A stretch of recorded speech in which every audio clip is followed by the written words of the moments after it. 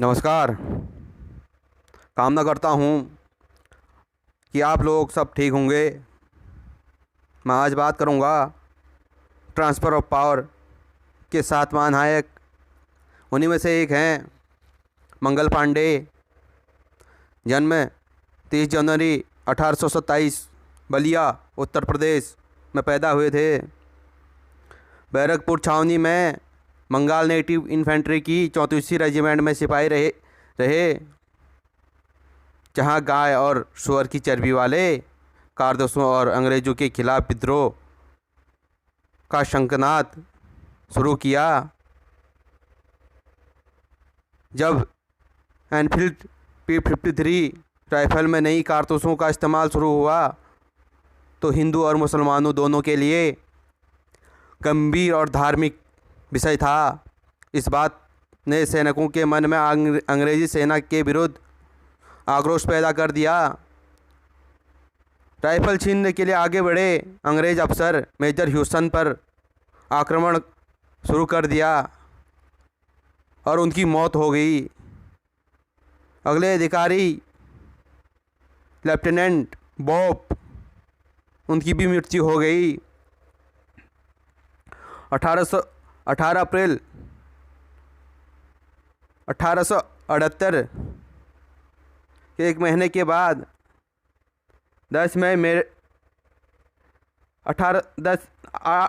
8 अप्रैल 1857 के एक महीने के बाद 10 मई 1857 मेरठ सैन्य छावनी में बगावत धीरे धीरे पूरे भारत में फैल गई। यह पहला स्वतंत्रता संग्राम था। राजे रजवाड़े, किसान, मजदूर, अन्य सभी लोग इस संग्राम में कूद पड़े।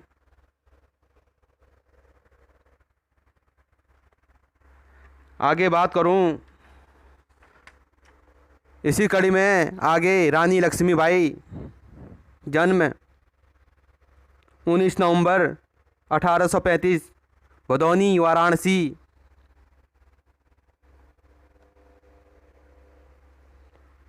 झांसी की रानी लक्ष्मीबाई 1857 के प्रथम स्वतंत्रता संग्राम की महान वीरांगना के रूप में जानी जाती है।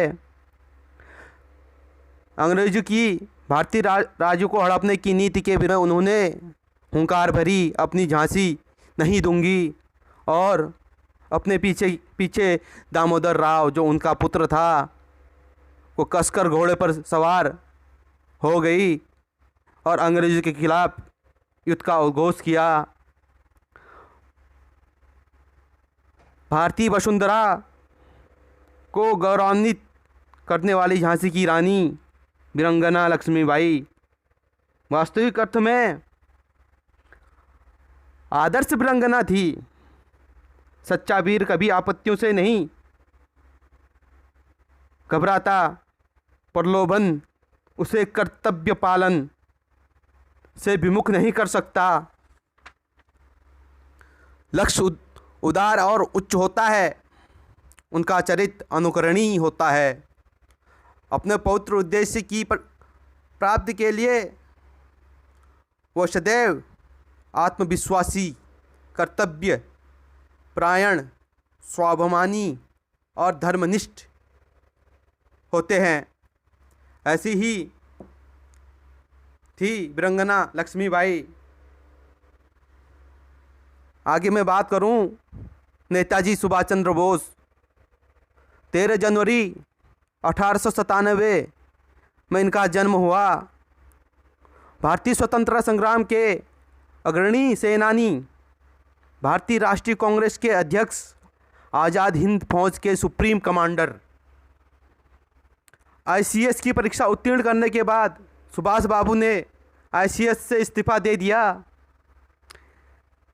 इस बात पर उनके पिताजी ने उनका मनोबल बढ़ाते हुए कहा, जब तुम देश सेवा का व्रत ले ही लिया है तो कभी इस पद से विचलित मत होना।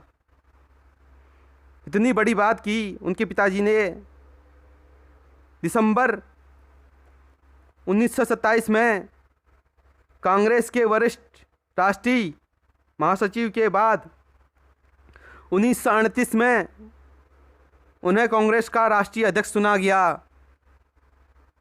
16 मार्च 1939 को सुभाष बाबू ने अपने पद से इस्तीफा दे दिया। सुभाष बाबू ने आज़ादी के आंदोलन को नई राह देते हुए युवाओं को संगठित किया।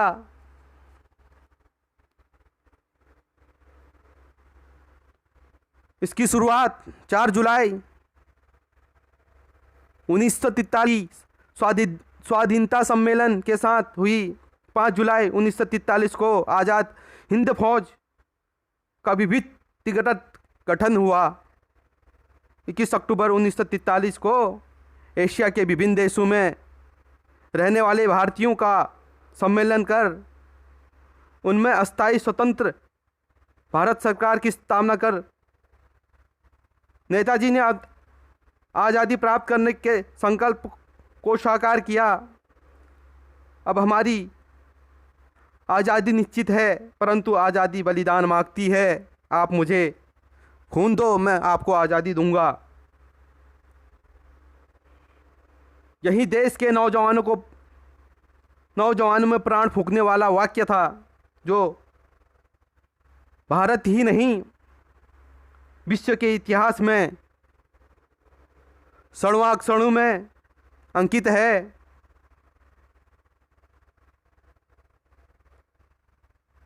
आगे बात करूं सरदार भगत सिंह की।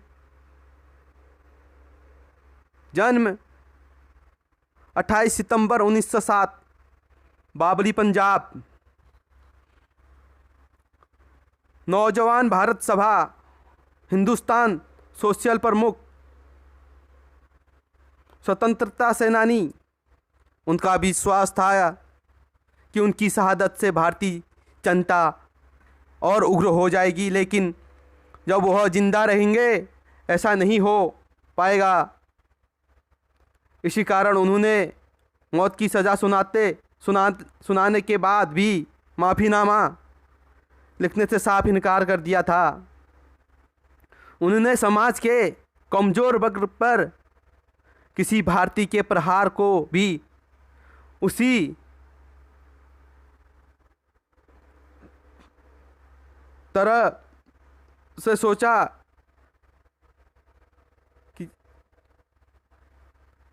कि अंग्रेज के द्वारा किए गए अत्याचार को, जलियांवाला बाग हत्याकांड से उन्हें गहरा प्रभाव पड़ा। पढ़ाई छोड़ दी लाहौर नेशनल कॉलेज से और वह कानपुर आ गए। 8 अप्रैल 1929 सेंट्रल असेंबली में उन्होंने बम फेंका और 23 मार्च 1931 को अंग्रेज सरकार द्वारा उन्हें फांसी पे लटका दिया गया। इसी कड़ी में आगे बात करूं चंद्रशेखर आज़ाद।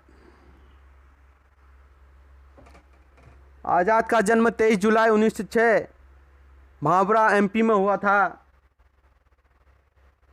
इनका जो वास्तविक नाम था पंडित चंद्रशेखर तिवारी था। 14 साल की उम्र में बनारस गए, वहीं संस्कृत की पाठशाला में पढ़ाई की। वहीं पर उन्होंने कानून भंग आंदोलन में योगदान दिया। बता दूं, चंद्रशेखर आज़ाद भगत सिंह के सलाहकार थे। सबसे महान क्रांतिकारियों में से एक माना जाता है।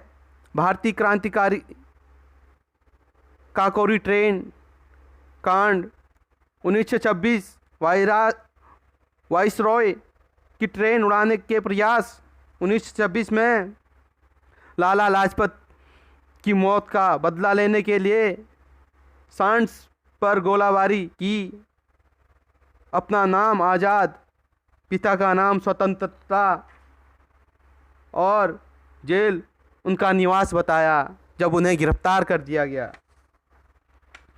आगे बात करूं मैं भारत के प्रथम गृह मंत्री सरदार वल्लभ भाई पटेल। जन्म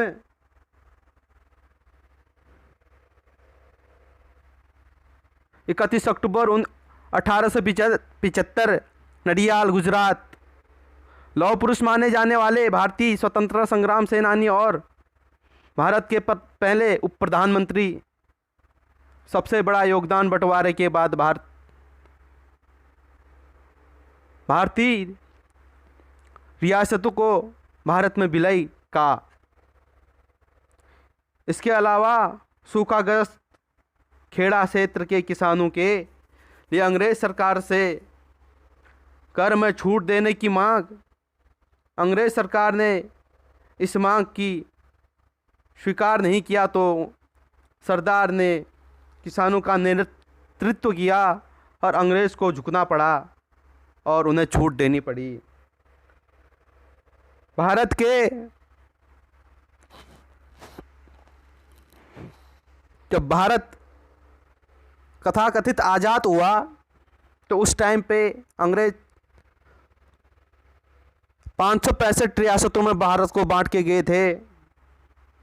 उनको एक करने का जिम्मा सरदार साहब को मिला और सरदार साहब ने जहां बल प्रयोग हो सकता था बल प्रयोग किया और पूरे भारत को एक किया। धन्यवाद आप सब लोगों का आज के लिए।